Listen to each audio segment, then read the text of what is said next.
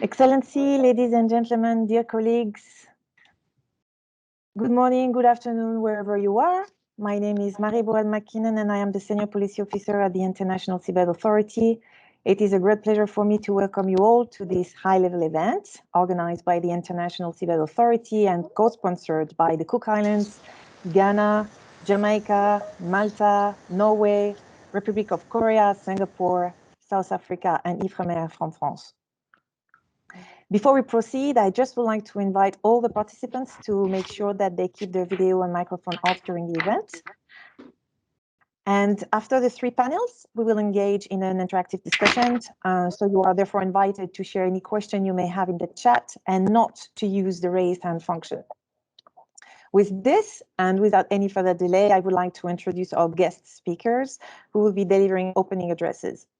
Our first speaker will be His Excellency Mr. Michael Lodge, Secretary General of the International Seabed Authority. It will be followed by the Honorable Mark Brown, Prime Minister of the Cook Islands, and Mr. Miguel de Sapa Suarez, Under Secretary General for Legal Affairs and UN Legal Counsel.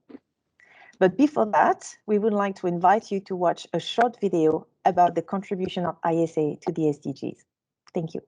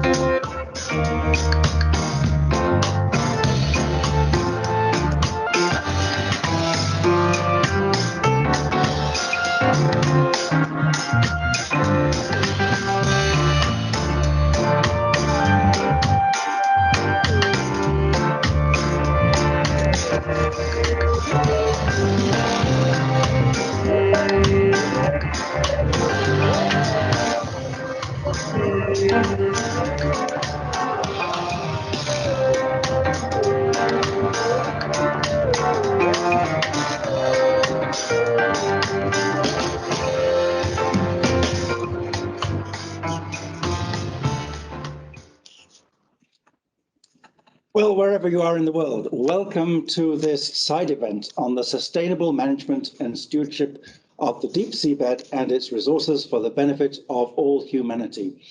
And a big thank you to begin with to all our co-sponsors for this event, and all our distinguished panelists who are joining us today. We are delighted to be organizing this side event in the margins of the high-level political forum on sustainable development. As a fundamental part of the global governance architecture, ISA is fully committed to achieving the goals and targets of the 2030 Agenda. Our mandate is given to us by the 1982 United Nations Convention on the Law of the Sea and its subsequent 1994 agreement, and it involves 5 core responsibilities. First, we must ensure that activities in the deep seabed are carried out for the benefit of all humanity. Second, we must ensure effective protection of the marine environment. Third, we must promote marine scientific research in the deep seabed. Fourth, we must ensure effective participation of developing states in the activities carried out in the seabed. And fifth, we must ensure that the benefits derived from the deep seabed are shared equitably for the benefit of all humanity. So the question we must ask is, how does the implementation of these responsibilities contribute to the SDGs? And what can we do to contribute more?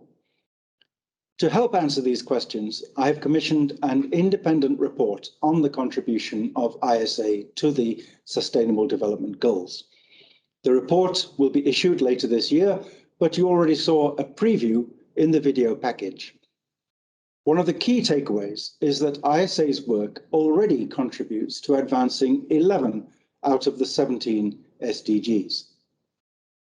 Much more can be done, and this week's meetings of the high-level political forum provide a critical opportunity to discuss what I personally consider to be a fundamental priority of ISA. So over the next 2 hours, we're going to have the privilege to hear from a series of eminent speakers, including leaders in international organizations and high-level government representatives, and to share their impressions of the way in which the authority can contribute to achieving the goals and objectives of the 2030 Agenda. It is wonderful to see so many people registered for this webinar. And without further ado, I am now have the pleasure to invite the Honourable Mark Brown, Prime Minister of the Cook Islands, to deliver some preliminary remarks. Prime Minister, over to you.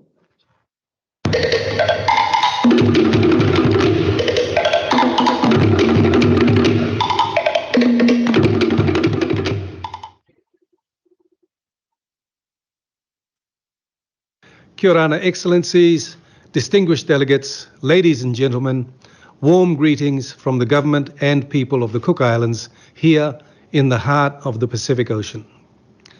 COVID-19 continues to dominate the world's attention. The impacts have been severe and will be long-lasting. In the Cook Islands, we have been fortunate so far to remain COVID-free. Although, like many other nations, we experienced an unprecedented economic contraction. Looking ahead, we are focused on our recovery and improving our resilience. I strongly believe that the sustainable and responsible development of seabed minerals has the potential to make a significant contribution over the coming years to our and other nations' social, environmental, and economic well-being. On that note, it is my great pleasure to deliver the opening remarks to this high-level event, which provides a timely platform to discuss how together we can ensure the sustainable management and stewardship of the deep seabed and its resources for the benefit of all humanity.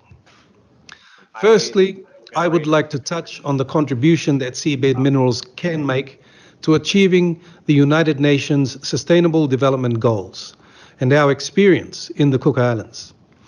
For participating states, the sustainable development of seabed minerals can significantly contribute to poverty reduction and enhanced economic growth as set out in SDGs 1 and 8. In the Cook Islands, revenue from seabed minerals not only offers the potential opportunity for long-lasting socio-economic development, but also the possibility to expand our economy's resource base, and in doing so, improve our economic resilience that will help protect us from future shocks.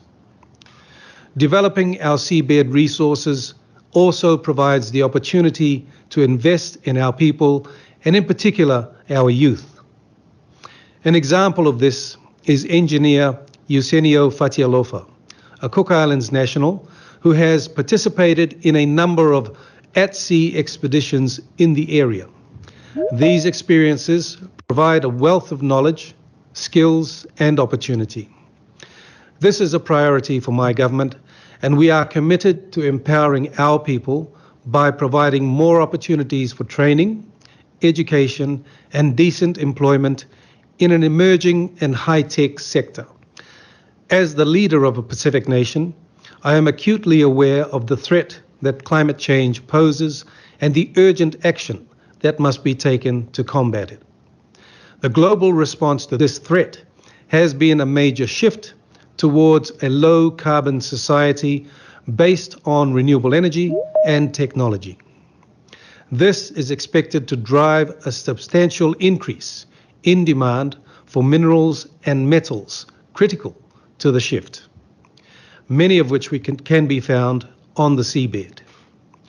These resources can contribute significantly towards the clean energy goal of SDG 7. However, they must be developed responsibly and sustainably if they are to play a major role in the transition. Conserving life below the water is a focus of SDG 14. We all benefit from maintaining biodiversity and protecting habitats from overexploitation, particularly for future generations.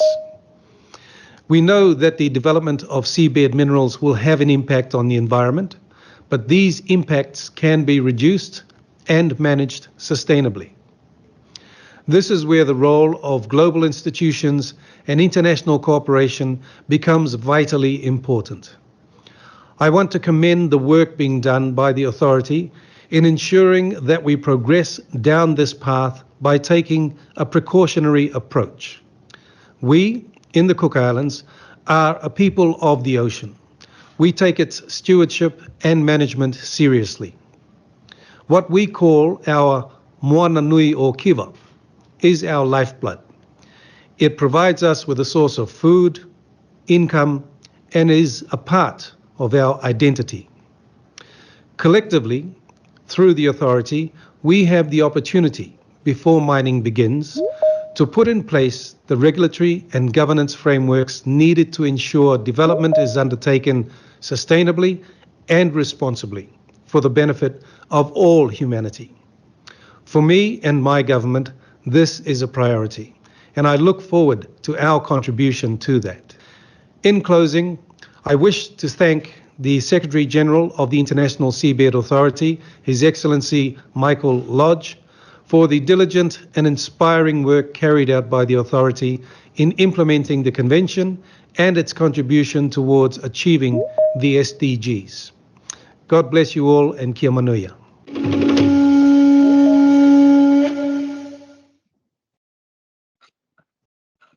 Kia manuia, Prime Minister. Thank you very much for that inspiring statement. Well, colleagues, the importance of the Convention for guiding us on the path of the sustainable development of the ocean and its resources is critical. So to touch on this subject, we have the great privilege to invite Miguel de Cepa Soares, the Under-Secretary General for Legal Affairs and Legal Counsel to the United Nations, to join us now from New York to deliver some opening remarks. Excellencies, distinguished delegates, ladies and gentlemen, it's my great pleasure to reflect today on a matter of considerable importance, which is ensuring the sustainable management and stewardship of the deep seabed and its resources for the benefit of all humanity. But also let's reflect on the important role of the International Seabed Authority in this regard. I wish to thank the organizers of this side event for kindly inviting me to address this important subject. Let me start by recalling that the General Assembly of the United Nations has consistently recognized the preeminent contribution of the United Nations Convention on the Law of the Sea to the promotion of the economic and social advancement of all peoples of the world and to the sustainable development of the ocean and seas. The Convention is recognized by the General Assembly as setting out the legal framework within which all activities in the oceans and seas must be carried out. It provides legal certainty by clearly identifying the rights and obligations of states and competent international organizations within the various maritime zones. The Convention endeavors to strike a balance between the need for economic and social development through the use of the ocean and its resources, the need to conserve and manage those resources in a sustainable manner, and the need to protect and preserve the marine environment. In this sense, it embodies the three pillars of sustainable development: social, economic, and environmental, and set forth the legal framework for the sustainable development of the oceans and seas. As such, the Convention has an underpinning role to play in achieving the Sustainable Development Goals. In particular, Goal 14, conserve and sustainably use the oceans, seas, and marine resources for sustainable development. Now, this is fully recognized in Target 14C of Goal 14, which speaks of enhancing the conservation and sustainable use of oceans and their resources by implementing international law as reflected in the Convention. The effective implementation of the Convention and its implementing agreement is therefore an essential basis for the achievement of Goal 14, as well as of related sustainable development goals. Excellencies, the three pillars of sustainable development are also markedly reflected in Part 11 of the Convention as complemented by the 1994 Implementation Agreement. First and foremost, pursuant to Part 11, the area and its resources are the common heritage of mankind. Accordingly, states are to use the area exclusively for peaceful purposes and share the benefits of activities therein, with all rights in the resources of the area being vested in humankind as a whole. Fostering healthy development of the world economy and promoting international cooperation for the overall development of all countries, especially developing states, is at the core of the policies relating to activities in the area. At the same time, Part 11 of the Convention requires that necessary measures be taken to ensure effective protection for the marine environment from harmful effects which may arise from activities in the area.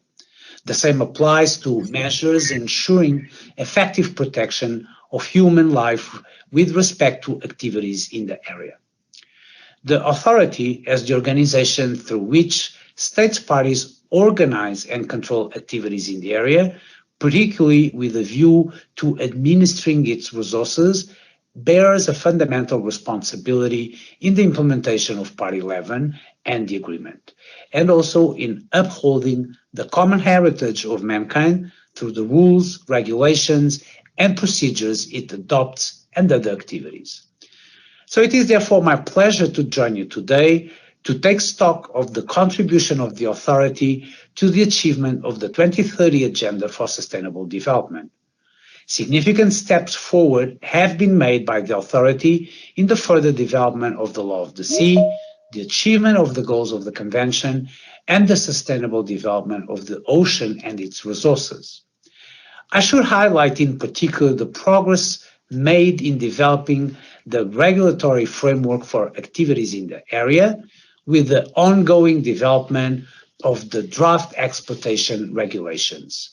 Work is also ongoing on options for the equitable sharing of financial and other economic benefits derived from activities in the area. Notable other initiatives include the development of regional environmental management plans and the promotion of marine scientific research, including women's participation therein. I thank you for your time, and I wish you very productive discussions. Thank you.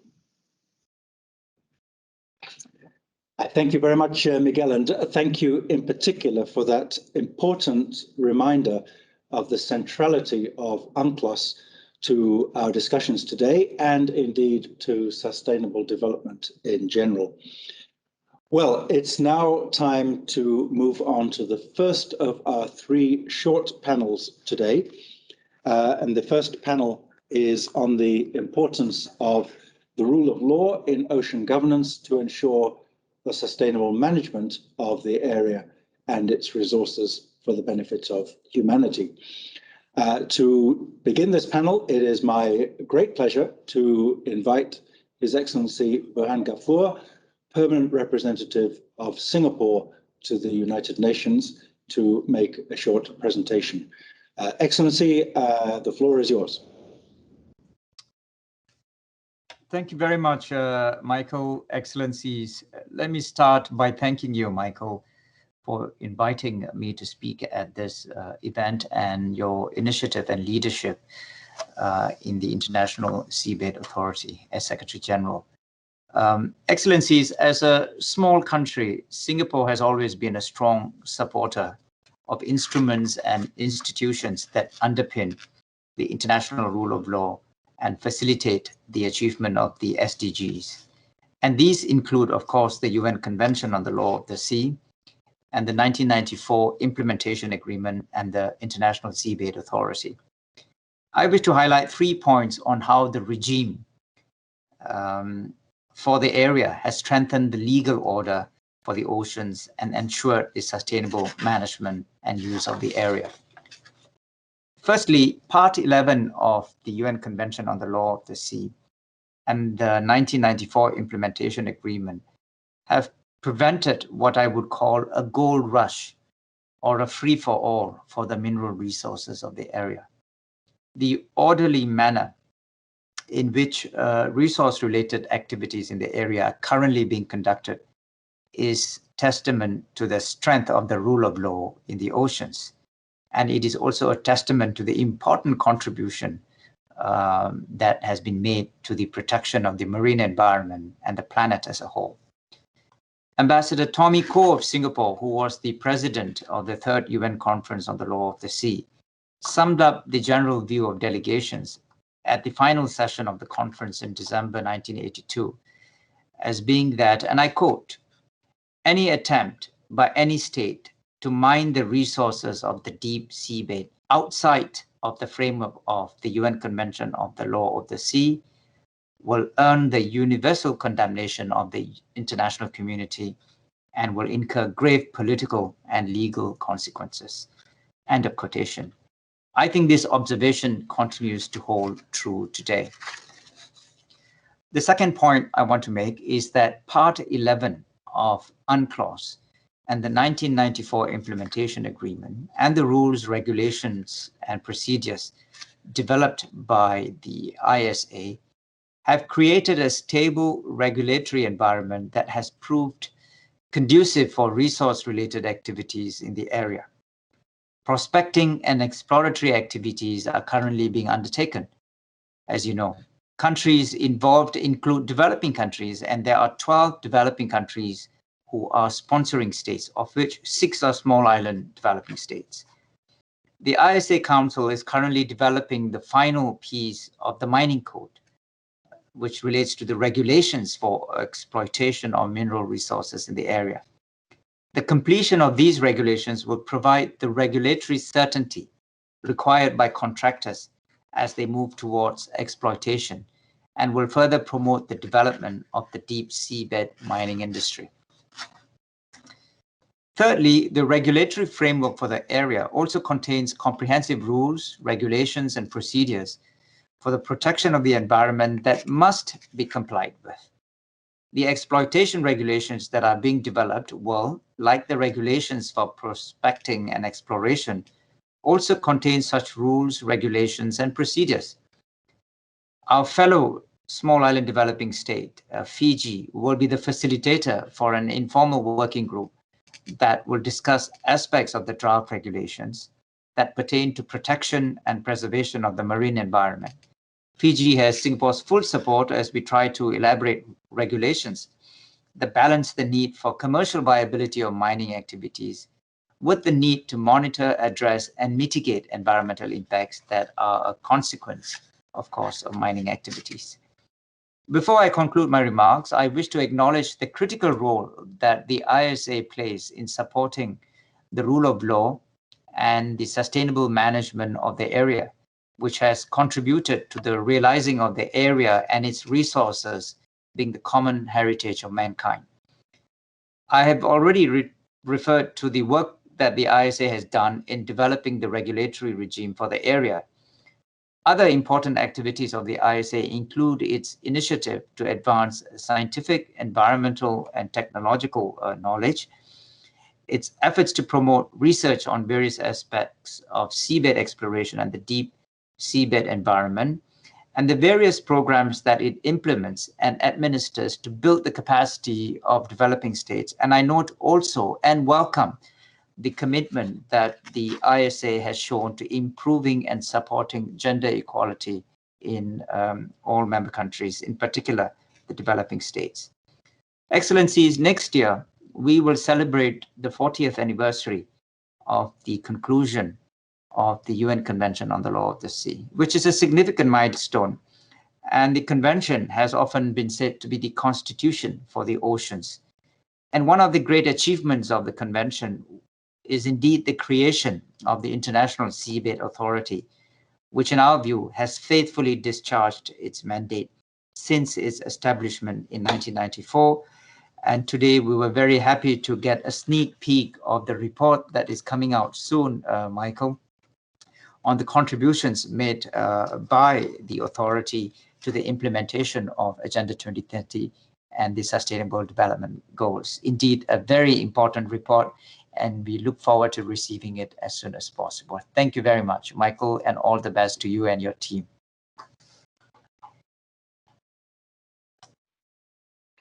Thank you very much, Burhan, for those kind words, and thank you always to Singapore for your constant support for the work of the authority. And I think a very useful reminder there of the ongoing work that is taking place in the Council, particularly as regards the protection of the marine environment, as well as the timely reminder that next year will indeed be the 40th anniversary of the opening for signature of the convention in Montego Bay. Well, from one small island state to another island state, and it's now my pleasure to go to the Mediterranean and to invite Her Excellency Vanessa Frazier, the permanent representative of Malta, not only to the UN, but also since a few months ago, the permanent representative of Malta to the International Seabed Authority. So Vanessa, the floor is yours. Thank you. Thank you very much. It really is a great honor and a pleasure for me to deliver this short presentation. And I'm happy to come after Burhan also today.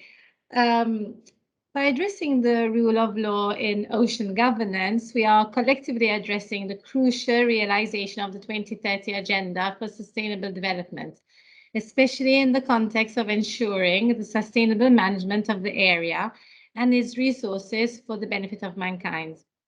Since the 17th century, international maritime law has developed around two main tenets: the doctrine of the freedom of the high seas and the principle of sovereignty.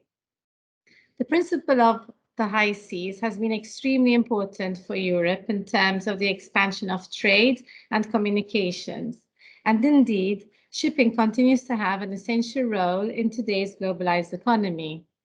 To this day, all states enjoy conditional freedoms on the high seas with respect to navigation, fishing, and maritime scientific research, while activities on the international seabed are regulated through the International Seabed Authority. On the other hand, the principle of sovereignty has enabled coastal states to exploit resources in areas under national jurisdiction, and also to adopt regional and national legislation for their conservation, protection, and sustainable use. The rule of law is essential for ocean governance.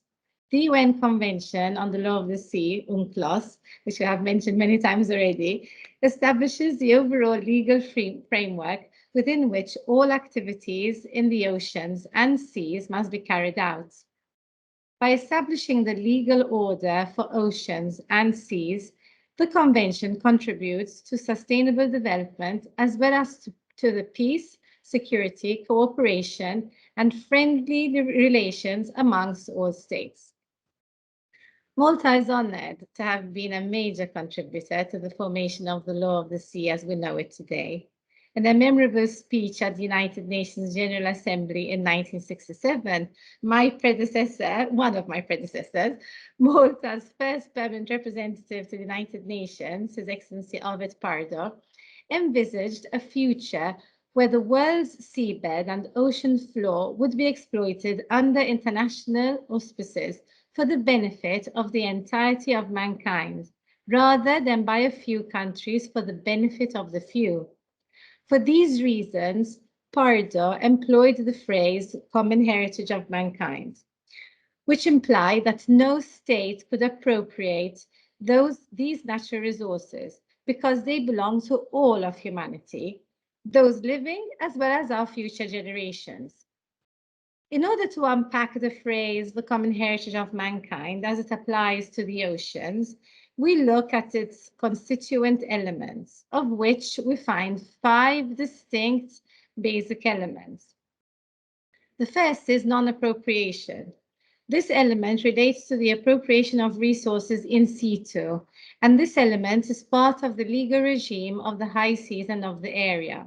The common heritage of mankind does not preempt the attribution of property rights to resources following their extraction. The second is common management.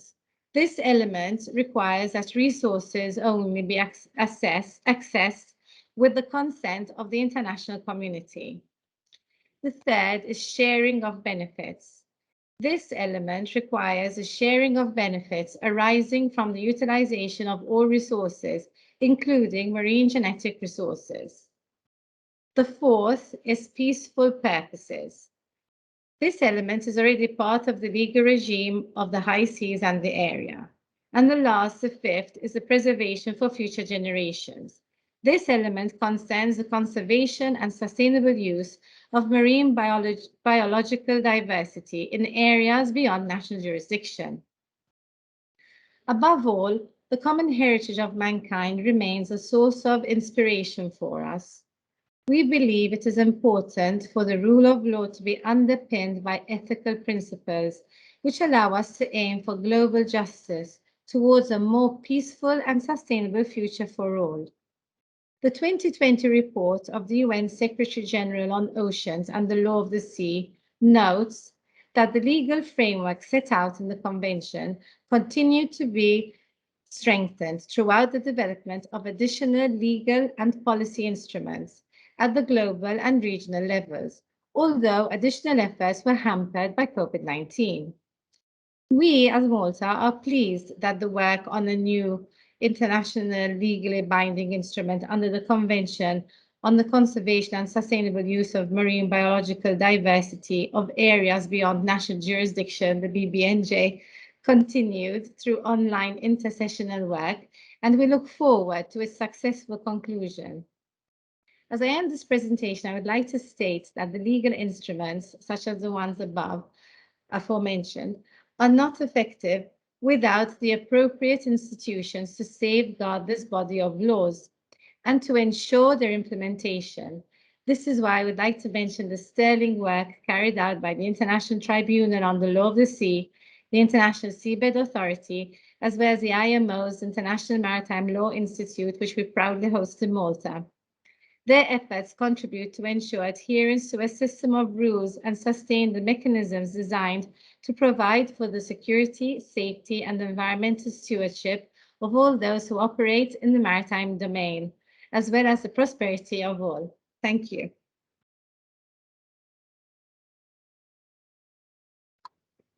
Thank you very much, Vanessa. That was a really great presentation, and I think you can never go wrong with reminding us of the important part played by Ambassador Arvid Pardo and his vision for the common heritage of mankind. So I think that was a very, very useful framing of today's discussion.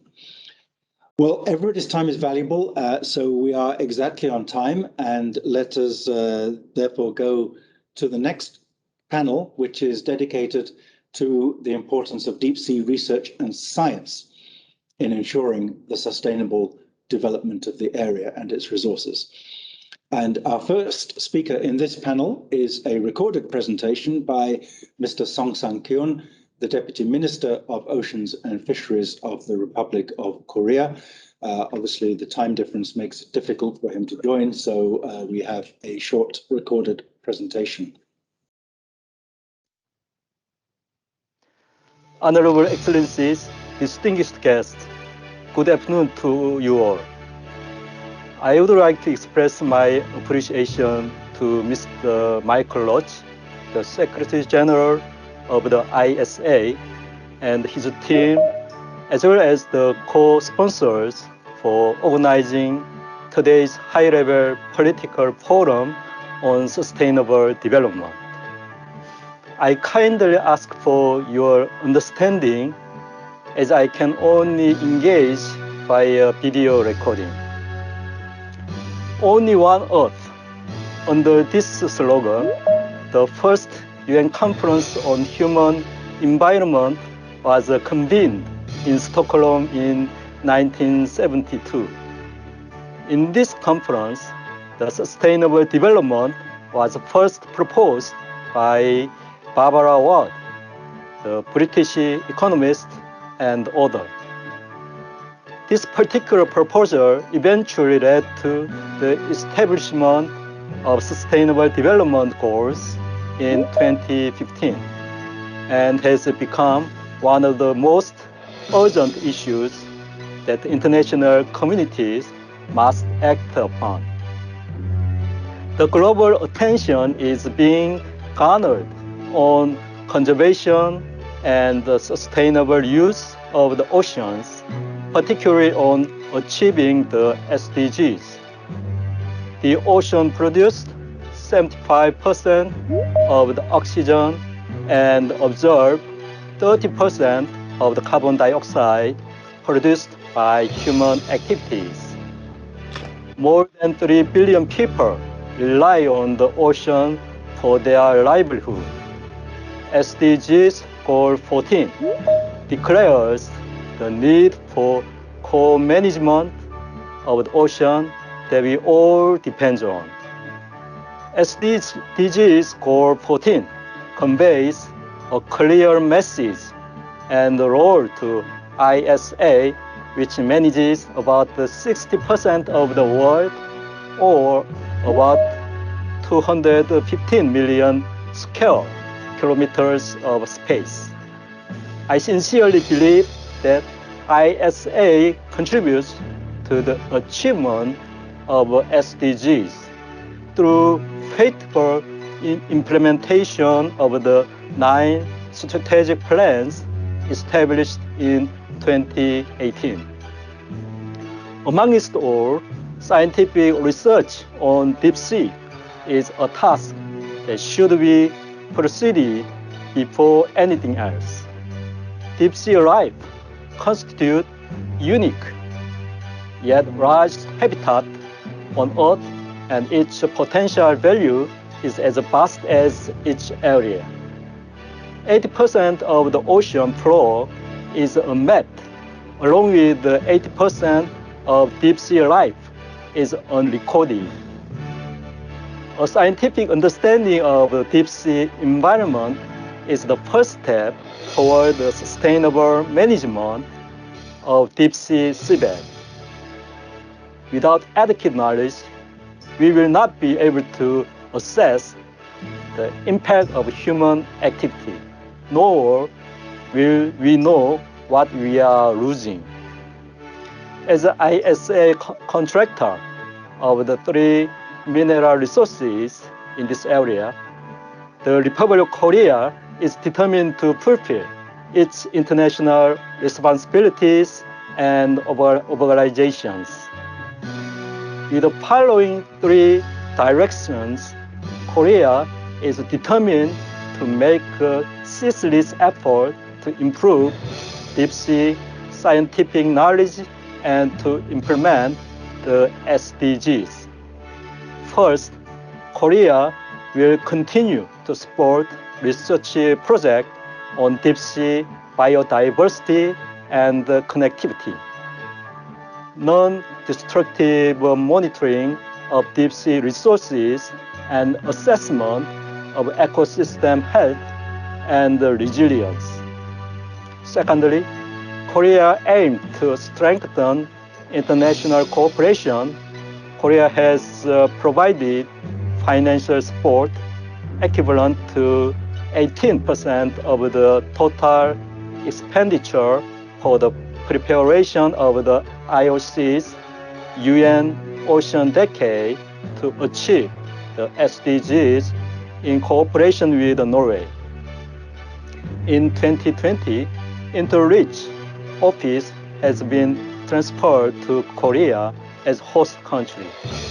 We will take this opportunity to catalyze deep-sea research and exchange of knowledge on the global mid-ocean reach. Finally, Korea is committed to helping developing countries build capacity through sharing of scientific knowledge and technology. In cooperation with the ISA, Korea offers training programs for deep-sea research as well as a leadership development program for females from developing countries. We plan to expand the scope of the training program to contribute to the advancement of scientific and technological capacities in developing countries. Distinguished guests, as we are marking of the 50th anniversary of the Stockholm Declaration, the slogan, "Only One Earth," brings us even greater resonance. Korea will once again bear in mind its responsibilities and obligations for achievement of the SDGs.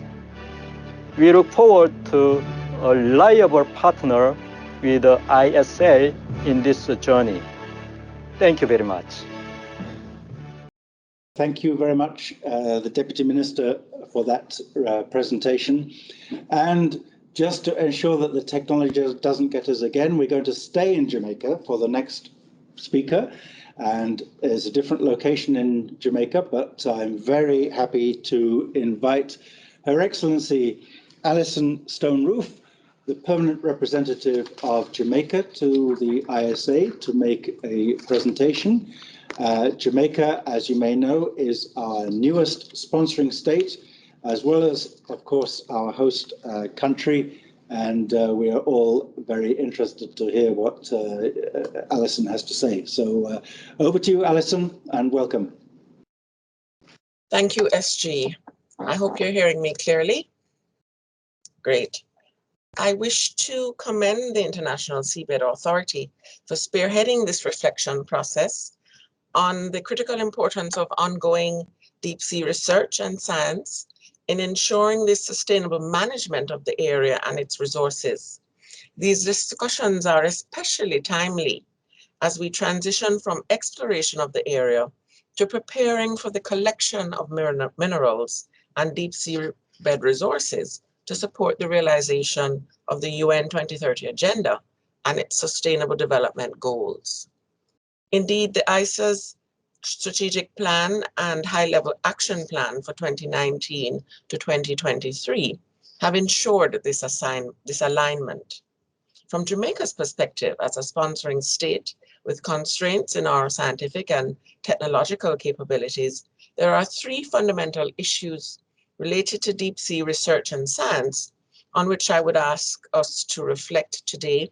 And these are, Firstly, scientific exploration and knowledge production for the benefit of humanity, the strategic deep sea ecosystems management, and thirdly, the ISA's role in ensuring the sustainability of deep sea mining and mineral collection to support the UN 2030 agenda. With respect to deep sea research and science, generally it is imperative that exploration continues to advance scientific knowledge about the area for the benefit of humanity as a whole. And this will be crucial for closing the scientific and knowledge gap between advanced and developing countries, including through the robust sharing of expertise and information on scientific discoveries, as well as ensuring the accessibility of oceans data. There are still major knowledge gaps in deep sea biodiversity, ecosystem functioning, and vulnerabilities in the CCZ. Yet we are encouraged that recent technological advances, such as the development of state-of-the-art deep sea vehicles, have now made possible scientific investigations into novel life forms and mineral resources that could benefit the renewable energy, transportation, and pharmaceutical sectors.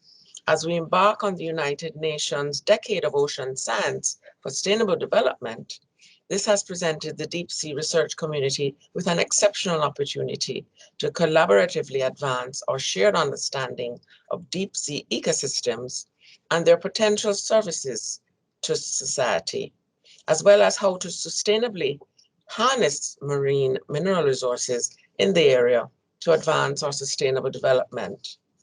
Ladies and gentlemen, in terms of deep sea research and science and the sustainable use of seabed minerals in the area, if extracted in an environmentally sustainable manner, resources found in the deep seabed, such as nickel, copper, manganese, and cobalt, have the potential to support emerging pathways to clean renewable energy and limit global warming in line with the Paris Agreement. However, for this to materialize, the scientific development and integration of monitoring techniques, modeling and prediction tools, imaging, and low-cost technologies into exploration of the area will be necessary to ensure that seabed minerals are gathered and used in a sustainable manner based on deep sea environmental impact assessment. Furthermore, as a sponsoring state, Jamaica is committed to leveraging the blue economy in support of Vision 2030, our National Development Plan. We view this as a new pathway to offsetting the financing of mounting climatic risks and associated adaptation needs, fiscal deficits, and declining accesses to development finance as a middle-income country. However, we are cognizant of the fact that this will only be possible if the deep sea scientific community executes a research agenda on the sustainable use of seabed minerals that is adequately financed, supports evidence-based decision-making, and includes developing countries that presently do not have the technical capacity to independently undertake scientific research in the area. Finally, in terms of the ISA's stewardship of deep sea ecosystems management to support the UN 2030 agenda, as we transition from exploration to preparing for the collection of these resources, the International Seabed Authority will play an increasingly important regulatory role in advancing global understanding and knowledge of the deep sea and its ecosystems pursuant to its mandate in UNCLOS. Perhaps more importantly, this regulatory responsibility must ensure that deep seabed mineral collection in the area is aligned with our collective obligation under the UN 2030 Agenda and SDG 14 in particular to conserve and sustainably use the ocean, seas, and marine resources for sustainable development. There is a lot that we do not know about deep sea ecosystems and how activity in the deep sea could affect them.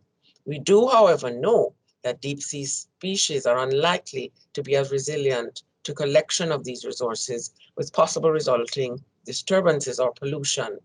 In this regard, I wish to underscore the need for the ISA to ensure that its development of a mining code contains stringent environmental requirements, clear guidance for contractors, and remains agile and responsive to current deep sea research and new scientific knowledge.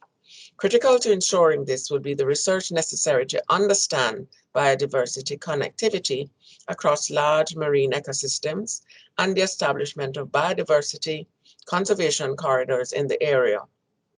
In this regard, complementarity between the UN Convention on Biodiversity and UNCLOS should be explored. Recognizing the need to better understand the potential impact in the area on biodiversity, ISA member states like Jamaica should also continue to advocate for the adoption of a legally binding treaty to conserve and protect marine biological diversity of areas beyond national jurisdiction. In concluding, I have to underscore that deep sea research and science must serve humanity as a whole and support our sustainable development in line with the UN 2030 agenda. As the common heritage of mankind, the area's exploration and commercial activity in the collection of minerals must be underpinned by the spirit of leave no state behind as we strive to strengthen deep sea research and science. Let us be clear on the task before us. We have, in short, to balance our economic interests in the deep seabed with the effective protection and conservation of ecosystems and biodiversity in the area. I thank you. I thank you, Ambassador, for those very important and thoughtful comments, which are very well taken. And thank you also for Jamaica's constant support for the authority over many, many years. And I'm sure we're all looking forward to Montego Bay in December 2022 to celebrate 40 years. With that, it's now my pleasure to go over to France to introduce François Houllier, who is the president of IFREMER. IFREMER, of course, is one of the most important scientific research institutions in the world, and a long-time partner with ISA and a long-time participant in deep sea exploration and science. So, hoping that the undersea cables hold out between Jamaica and France, let's pass over to François Houllier. Thank you. Excellencies, honorable ministers, distinguished guests, dear Mr. Secretary General, this is a great honor to be invited to this side event as the president of a research institute that has been an ISA contractor and partner for 20 years. One of IFREMER's raison d'etre is to preserve the ocean as a common good and to make it a source of well-being for human societies. And we are convinced that science has a key role to play in defining whether and how industry can responsibly and sustainably harvest deep sea minerals that are critical for the transition towards a low-carbon society. This challenge places ISA at the crossroads between states, NGOs, industry, and research institutes, such as IFREMER, hence putting ISA as a catalyst for addressing scientific issues concerning the deep sea, which is the most remote place on the planet and still a frontier for scientific knowledge. In particular, we still lack robust models to understand the distribution of mineral resources, habitats, and biodiversity, and to assess the dynamics and the resilience of these fragile and unique ecosystems. And I would like here to focus on 3 points. First, concerning geology, the understanding of the pattern of resource distribution of polymetallic sulfurs and of cobalt crust is still an active research field. For example, the spatial distribution of hydrothermal cells and their evolution at mid-oceanic ridges remains poorly understood.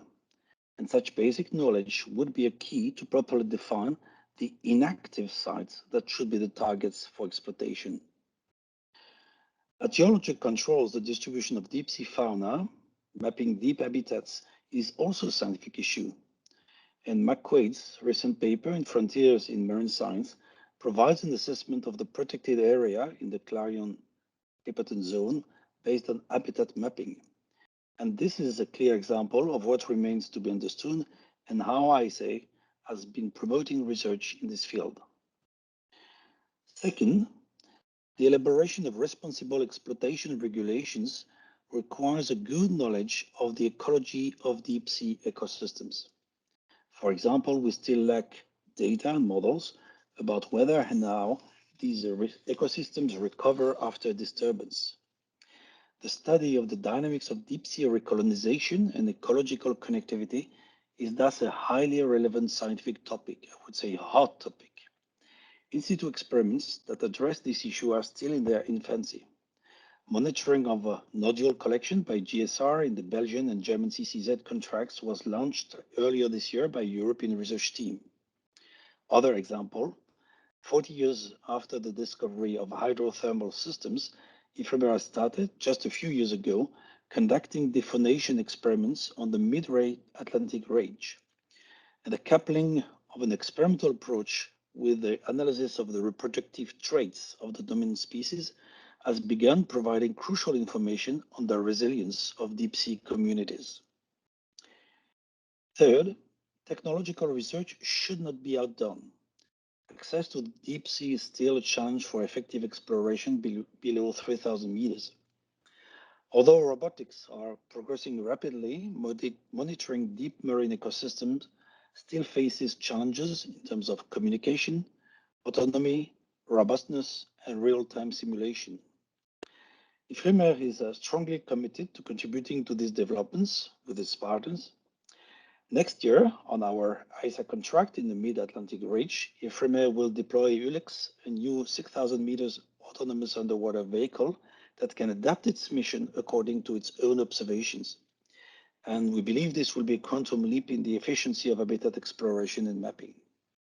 We also have just celebrated the 10th anniversary of the EMSO Azores Deep Sea Observatory, where we have been continuously monitoring environmental variables at a depth of nearly 2,000 meters.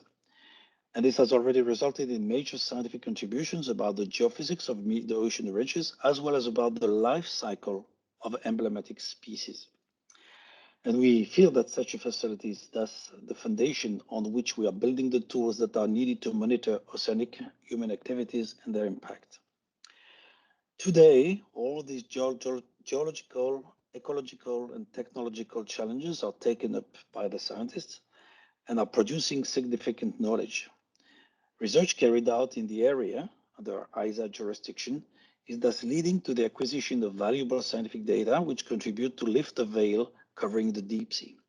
And dear Secretary General, we believe that such research is and will be a major contribution to the UN Decade of Ocean Sciences for Sustainable Development. I thank you.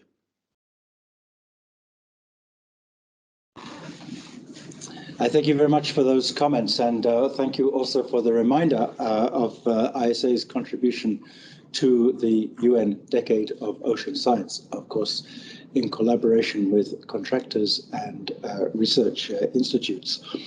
Well, our next panelist is back in New York, and it is now my pleasure to invite Her Excellency Matu Joini, Permanent Representative of South Africa to the United Nations, to take the floor.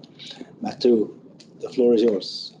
Thank you, Michael. Excellencies, distinguished delegates and guests, South Africa is pleased to be a co-sponsor of this side event.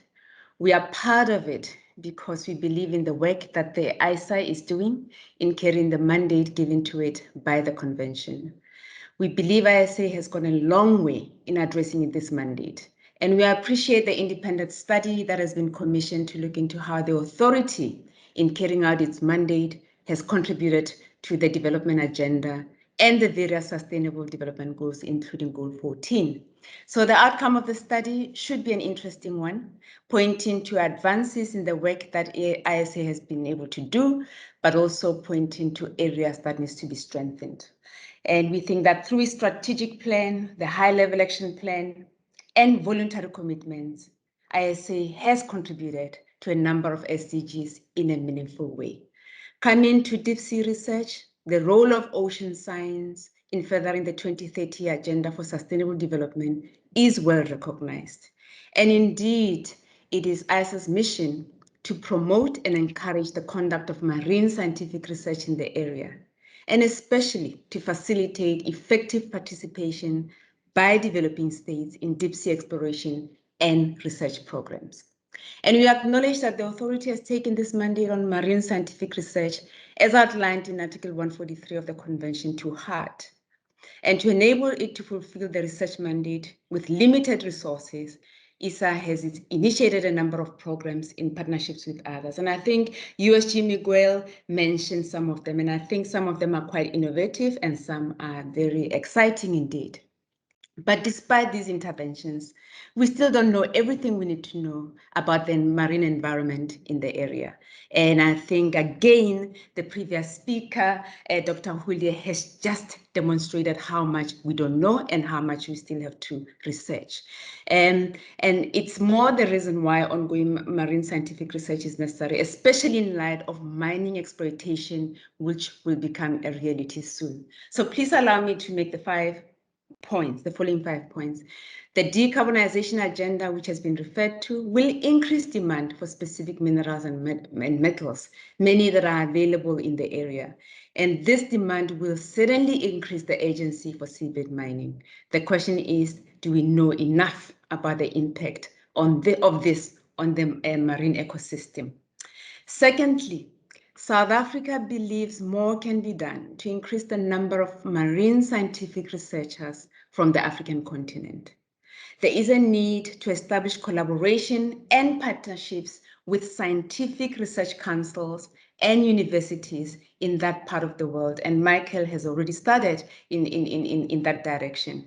We believe that these partnerships will not only ensure quality researchers and students, but will inspire joint research programs.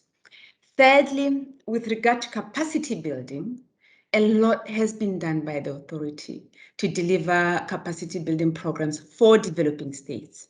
And further work was done last year in 2020 to ensure that these programs are informed by the needs of the developing states as defined by the developing states themselves. The Abyssal project and the Africa Deep Seabed Resources project with NORAD and AU are two good examples.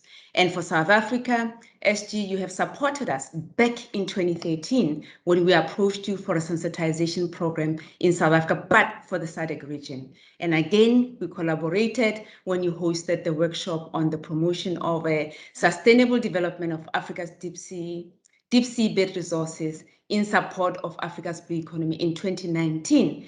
And on the back of that, simultaneously, in fact, we hosted ISA's workshop on the development of standards and guidelines for the draft mining code.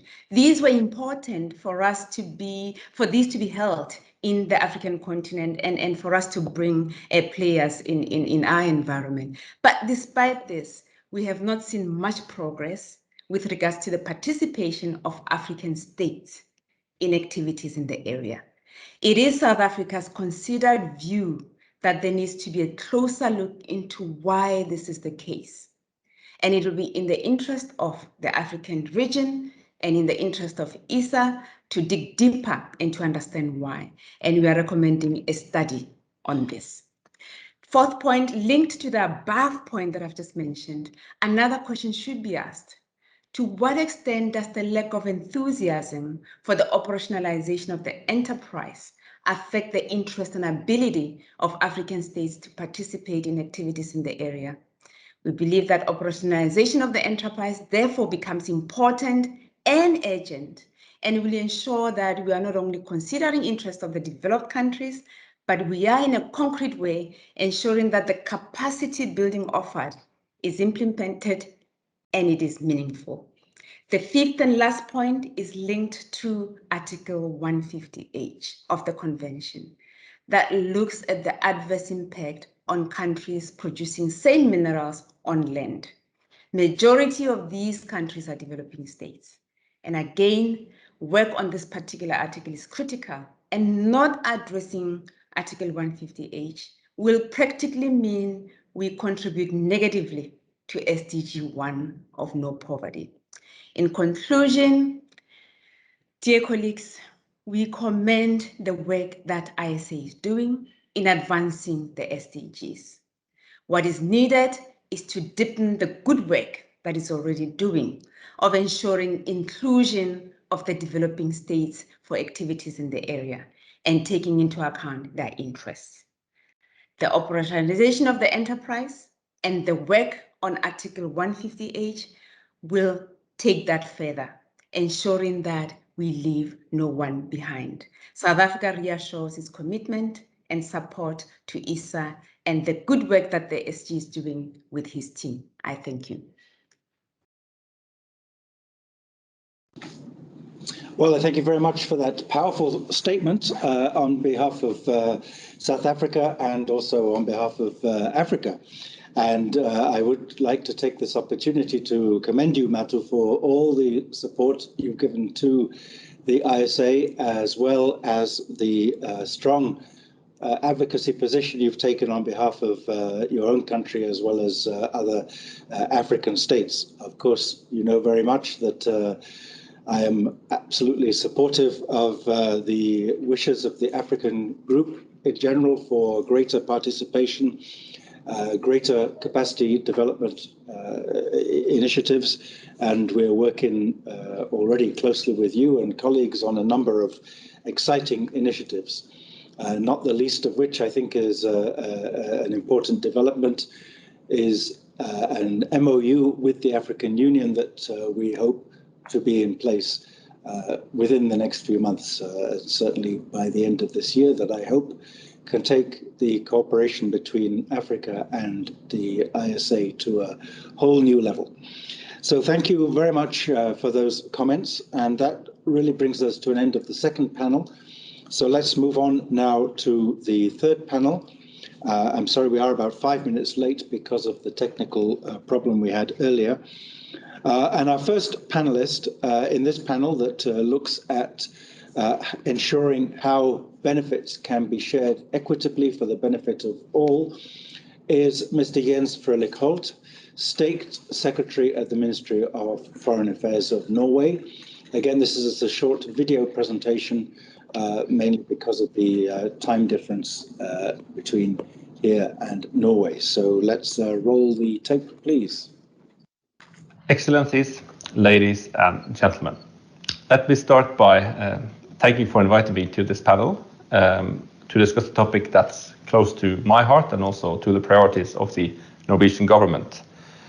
We're discussing how we can ensure that the economic benefits generated by activities in the area can be shared equitably for the benefit of humanity. And creating a sustainable ocean economy is one way to achieve this. In December last year, the high-level panel for a sustainable ocean economy, which was initiated by Norway's Prime Minister Erna Solberg, presented an ambitious and necessary ocean action agenda. This is an agenda where ocean protection, production, and prosperity go hand in hand. It's a call for a transformation on how we manage our ocean. A sustainable ocean economy puts people at its center. It enables human rights, facilitates equitable distribution of ocean wealth, and ensures equality of opportunity for all. This has to be the yardstick against which activities in the area must be measured. Norway is highly committed to following up the 2030 agenda nationally and internationally, and in cooperation with other member states.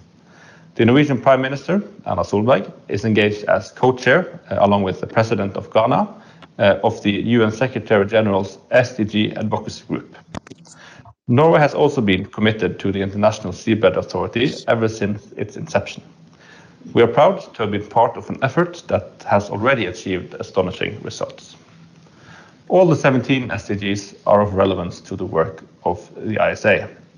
But there is also a special edge here because the ISA also implements the economic, social, and environmental mandates given to it by the United Nations Convention on the Law of the Sea and the 1994 agreement.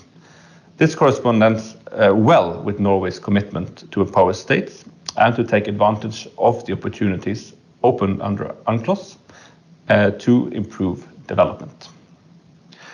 We partner excessively with developing countries and has a development policy that emphasizes cooperation between nations.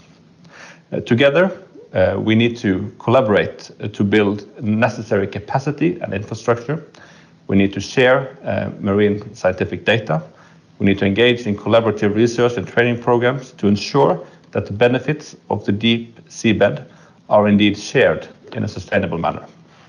To date, 31 contracts for exploration in the area has been granted to 22 different sponsoring states, including 12 developing states and 6 small island developing states.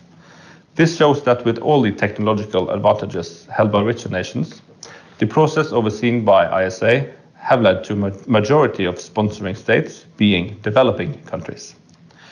The transition to a low-carbon society and an economy is driving much of the increased need for critical minerals. Mineral supply problems is a potential obstacle to fulfilling SDG 13 targets needed to cut emissions and increase the production of renewable energy. As the high-level panel on the sustainable ocean economy has underlined, we know that deep seabed mining, if managed properly and based on the precautionary principle and in compliance with robust environmental standards, may contribute to a green and inclusive economic development. Setting comprehensive rules, regulations, and procedures that contractors must comply with, which is at the heart of ISA's work, is a precondition to achieving SDG 14.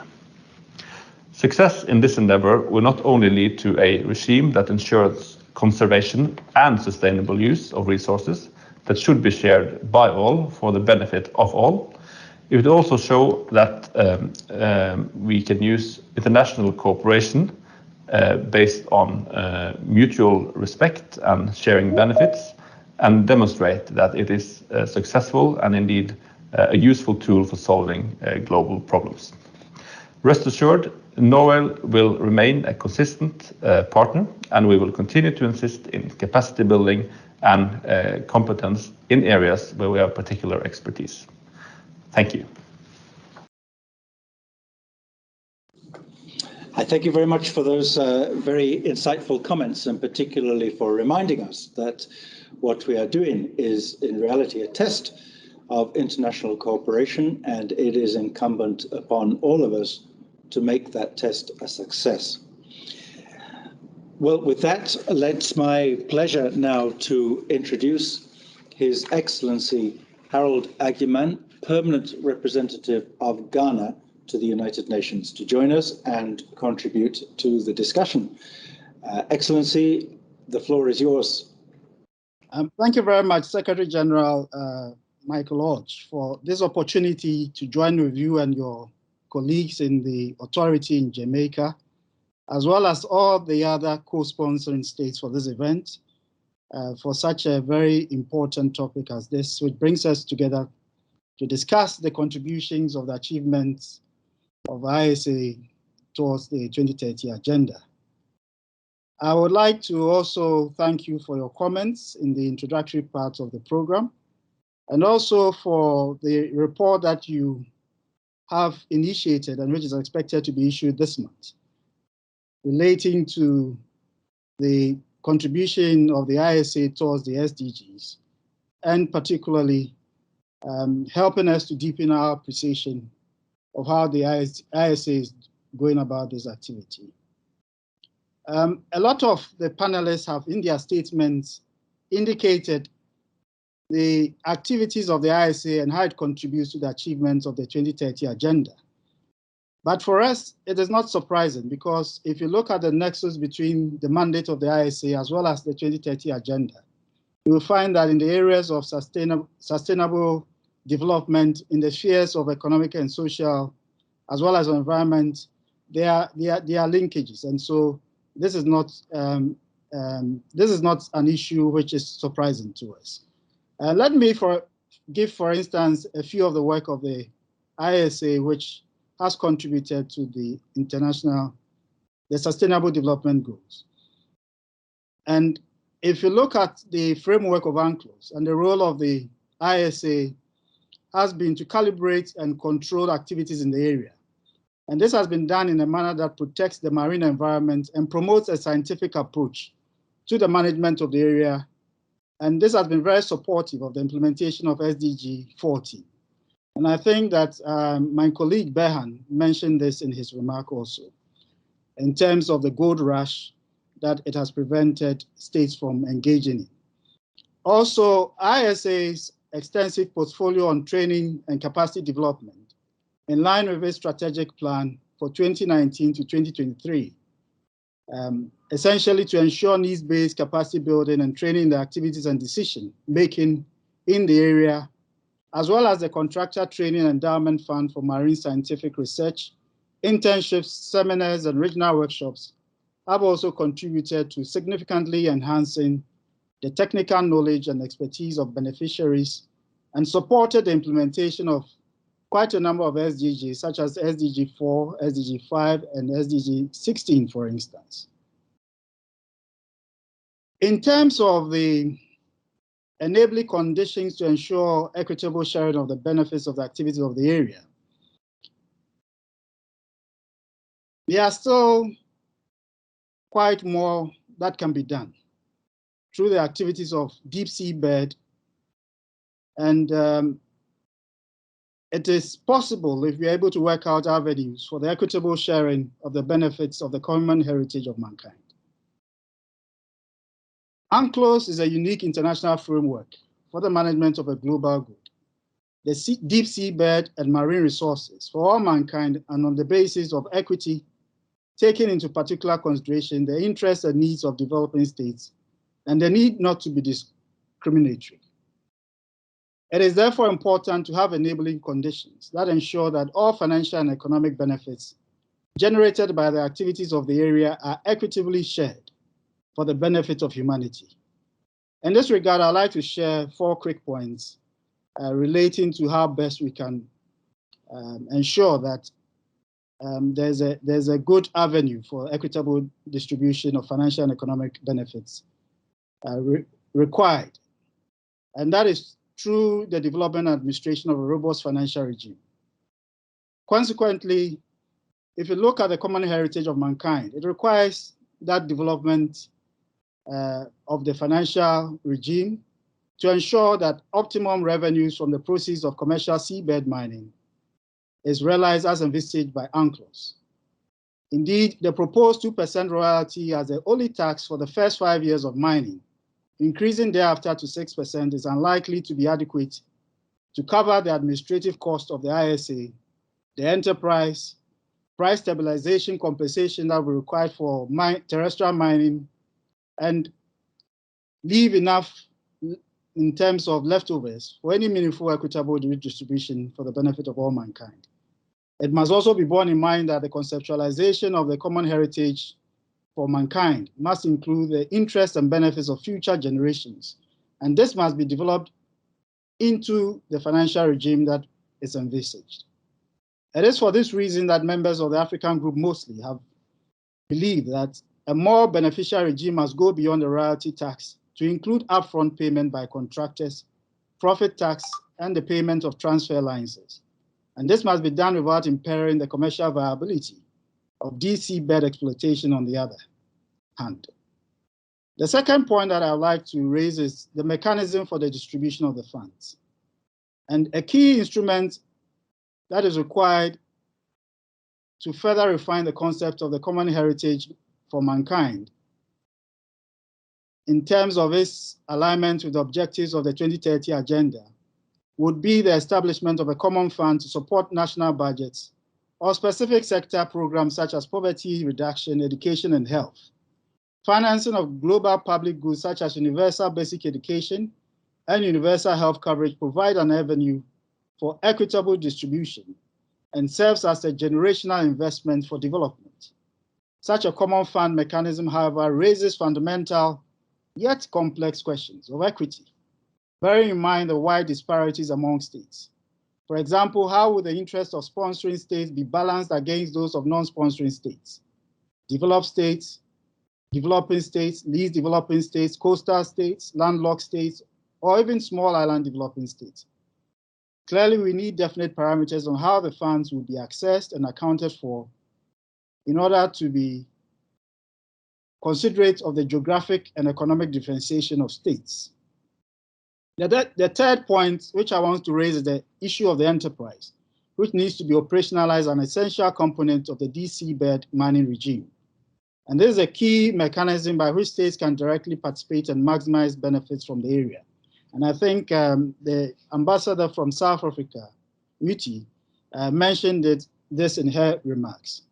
Through the operation of the enterprise, many developing states are expected to make entry into commercial deep seabed mining by equity participation in joint ventures for exploitation.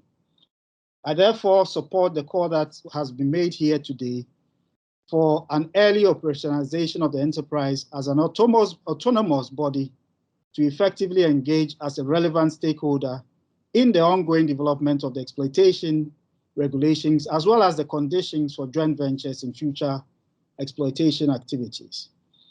The fourth point which I seek to make is the issue of needs-based training and capacity building, which can be a channel for equitable distribution. And here I propose that the financial benefits that arise from the exploitation of the mineral resources of the seabed should also be channeled to the establishment of regional institutions on ocean science and marine scientific research to widen ISA's reach in terms of the breadth of geographical representation. Additionally, support could be also provided with the development of curricula tailored to the peculiar capacity needs of each region, as well as the establishment and maintenance of core faculty for the regional institutions. And I think this point has also been expressed through the intervention of a previous speaker. So to conclude, let me emphasize the need for sustained multilateral dialogue on the effective implementation of the UNCLOS, which would be 40 years next year, following its being open for signature, since it's one of the best pathways for realizing the 2030 agenda. And we do indeed look forward to the launching of the report this month, as you have already indicated. I thank you very much for your attention. I thank you very much, Excellency, for that very clear and very powerful statement. And I now see why Ghana is the coordinator of the African group, because you are very clearly spoken and very definitive. So thank you very much for those very important points. Well, now we will go to one of the members of the Legal and Technical Commission, Mr. Siosio Otoike-Manu. Siosio is from Tonga and is joining us from actually New Zealand, I think. So this is a video presentation because it's the middle of the night. Thank you, Mr. Chairman, for inviting me to take part in this important panel discussion. I shall focus my remarks on how the ISA creates the enabling conditions to ensure that all the financial and economic benefits derived by activities in the area will be shared equitably for the benefit of humanity. UNCLOS provides various modalities, both institutional and substantial, which give effect to the common heritage of mankind principle. These are 1, financial benefits, 2, the enterprise, 3, the parallel system of reserve areas, and 4, marine scientific research, amongst others. The main enabling condition includes the approval by the ISA Council and Assembly of the exploitation regulations, as well as the standards and guidelines of the Mining Code. This includes the decision on the financial terms of the draft exploitation contracts, which is currently being negotiated by an open-ended working group of the Council. Once exploitation activities do proceed, then other provisions of UNCLOS relating to the equitable sharing of benefits from activities in the area as per Articles 140, 155, 160, and 162 are also taken into consideration. This brings us to the enabling conditions for the distribution of all financial and other economic benefits to be shared equitably for the benefit of humanity. Economic benefits include training, capacity building, environmental protection, increased scientific knowledge, expansion of world mineral resources, and preferential access rights for developing countries. In regards to financial benefits, the UNCLOS outlines the priority for distributions, including meeting ISA administrative expenses, repayment of prior contributions of member states, providing funds for the Economic Assistance Fund, providing funds allocated to the enterprise, and funding the Seabed Sustainability Fund. The ISA creates the enabling conditions by reviewing and approving the necessary regulatory framework as a matter of priority. Further, the ISA continuously undertakes comprehensive consultations with all stakeholders, including the member states, civil society organizations, international organizations, as the distribution of all benefits must be negotiated and approved by member states. The main achievements of the ISA since it was established in 1994 in relation to the sharing of benefits include the following. Firstly is the strengthening of the rule of law in ocean governance. This falls under SDG 16. This is the core mandate of the ISA, and it ensures the implementation of a global legal regime to secure the sharing of benefits for all humanity and to avoid unconstrained exploitation. Secondly, the protection and development of the deep sea resources. This ensures that the sharing of benefits is consistent for all stakeholders. By so doing, this contributes to several SDGs such as SDG 1 on poverty eradication, SDG 8 on the creation of decent work and economic growth, and reduction of inequalities in SDG 10. Thirdly is the role that its work contributes to the rapid and safe transition to low-carbon economies as outlined by SDG 7 and SDG 13. The transition to low-carbon economies requires a rapid increase in mineral production on a global basis. It is expected that the ISA's mandate has the potential to contribute to increasing the supply of much-needed minerals, which would support the transition to low-carbon economies.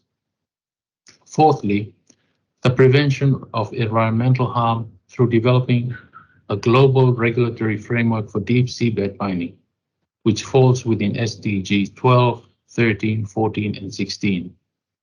The ISA has the mandate to protect the marine environment from the negative externalities resulting from deep sea mining. In conclusion, I wish to share some thoughts as a Pacific Islander. Many of the Pacific Islands, as well as most small island developing states, face the existential threat of the effects of climate change. On the current trajectory, there is strong reason to believe that the initial targets set by the Paris Agreement are not likely to be met by 2050. Consequently, we Pacific Islanders will have to bear the burden of continuing sea level rise, which will be disastrous for low-lying atolls, more extreme weather conditions such as Category 5 cyclones, and more frequent king tidal surges. I firmly believe that the contribution by the ISA of ensuring that all financial and other economic benefits are shared equitably for the benefit of humanity can help to mitigate these climate change impacts for the reasons I have described earlier. I thank you for your attention. I thank you very much indeed, Sosio, and I understand that you have actually connected from Auckland, so thank you so much for staying up, and thank you very much for those very important comments. Well, we are a couple of minutes late, but we have time for one more speaker, and I hope a very maybe abbreviated interactive discussion. As far as the interactive discussion is concerned, I'm going to ask you if you have any questions or comments to kindly put them in the chat. And your questions, then I will request one or more of our eminent speakers to respond to. And while you're thinking of those questions, I'll introduce our final speaker for this event. It's really a great pleasure to introduce Dr. Gillian Davidson, who is an eminent expert in terms of mining and sustainable development, and currently a board member of a very good organization that I've been involved with on a number of occasions called Resolve. So, Gillian, over to you. Thank you very much, Secretary General. And I'm not sure I have much left to say after the excellent and very powerful interventions from the previous speakers. So perhaps let me give you some headlines of some thoughts from a perspective which is much more from civil society as we engage in this conversation. And as Michael, as the SG said, that I come very much from the mining community and a belief that there is the transformational potential to create value from mining, but that it's often very difficult to realise that potential. And I think that therein lies the huge opportunity for the ISA. Just 3 points on the context that we're in, because I think it's very important as the ISA enables this advancement towards the SDGs, because they are huge opportunities. One, we've heard a lot about it, and it's the link to the climate agenda and energy transition. It's absolutely paramount. But in terms of talking about value, it represents such enormous value. It's called the largest procurement order in history. So we really do have this opportunity. We're seeing a quadruple in mineral requirements by 2040. Nickel will be 20 times what's today by 2040, and cobalt will need to see a 585% increase. So when we talk about value, that really starts to put it into perspective. But I think the important point here is that the climate transition is also about a just, a fair and an inclusive transition. And just like the terrestrial supply chain that I'm very much engaged in, there is a rapidly growing attention to that and engagement. The second part of that context is that as a result, all eyes are on this discussion, and especially the increasing demand for these commodities is bringing increasing attention of many new and more stakeholders, and especially from downstream purchasers and users of the minerals and their stakeholders and their consumers. And with that comes the importance of expectation management.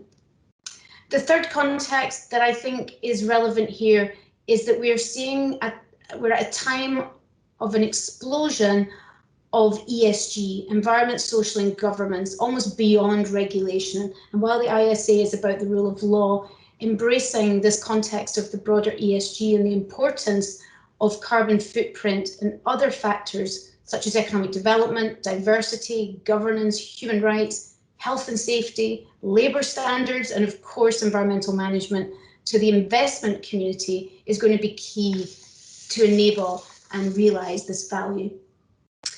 So how does that translate into opportunities for ISA to contribute? And I think most of the points that I'd like to raise have been made, so I'm just going to make two.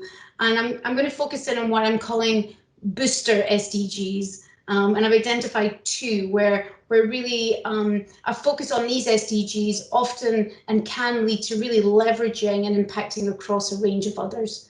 So the first is SDG 17 and the role of partnerships. And we've already heard about the importance of that. And I would extend that to working with others and the importance of inclusive engagement. And so certainly our work at Resolve and formally when I was at the World Economic Forum, it really shows the importance of creating a multi-stakeholder and a shared understanding of what value and benefits actually means and it represents. There's often many misconceptions of cost and benefits and needs and expectations. There's often confusion over regulation and fiscal frameworks, and there's often missed opportunities to link to the broader economy.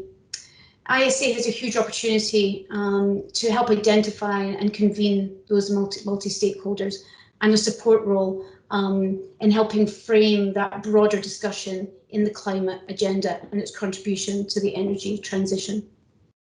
By promoting a greater understanding and a harmonisation, and by identifying priority areas for joint action together, is really a way to accelerate outcomes towards the SDGs. So that was the first booster SDG, SDG 17. The second is SDG 5 on gender equality.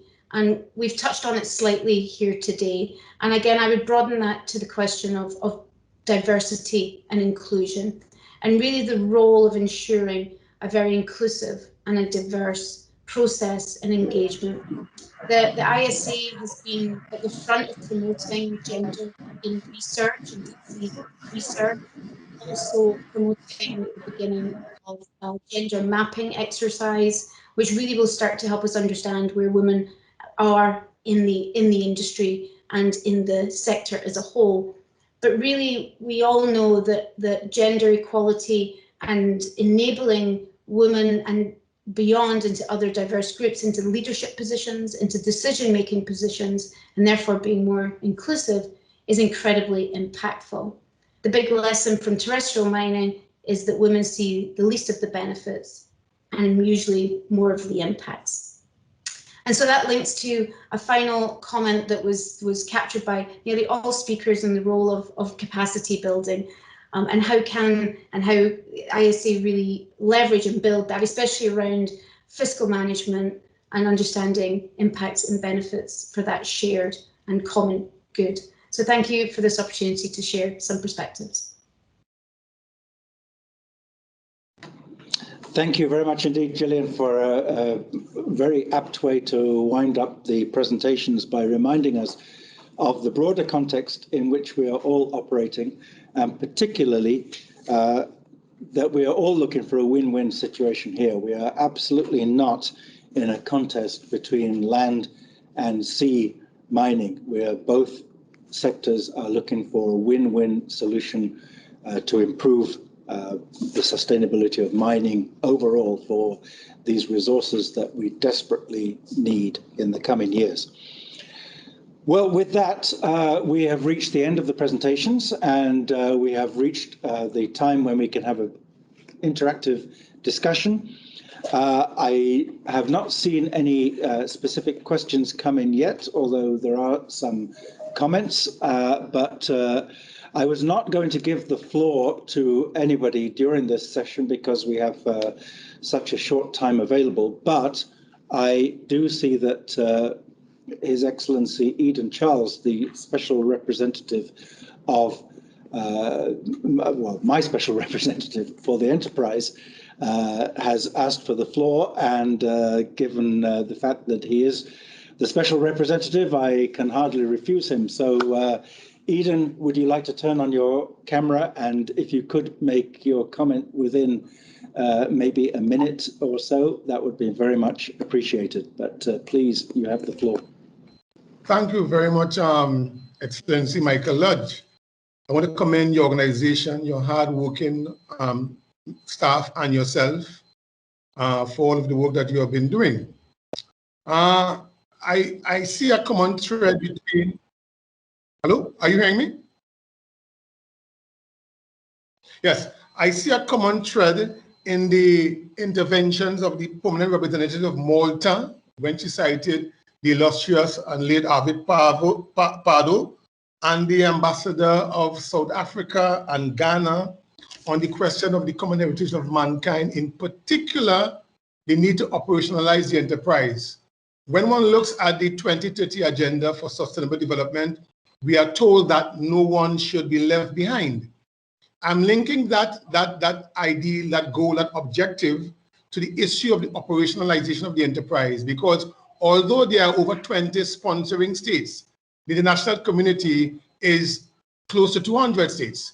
And if the enterprise is not operationalized, the question is, how would the ISA ensure that no one is being left behind? And when I speak about the ISA here, I'm not speaking about the Secretariat, I'm speaking about the member states. With that in mind, I want to ask the distinguished permanent representative of South Africa to the United Nations, Ambassador Joyini, what do you think member states could do at this stage to ensure that the enterprise becomes operationalized in a timely manner? Thank you very much. Thank you very much indeed, Eden. Let me pass the floor to Madhu. Madhu, could you respond to that in a minute? Yes, I will. In a minute. Thank you. Thanks, Michael. And thanks, Eden, for that question. Now, member states, of course, have given the task. There is the council, there is the legal and technical commission, there is the finance committee. And so there are all these bodies that are working on this and over the years. And I believe that the legal and technical committee has been seized with this matter, and they have made recommendations on this vehicle. And the simple way for member states would be that those recommendations be looked at with the view to implement them. Thank you. Thank you very much, Matu. Well, I'm not seeing any more questions at this moment in the chat. I'm very conscious that it is the week of the high-level political forum. Everybody is very busy and we have made a lot of demands on your time.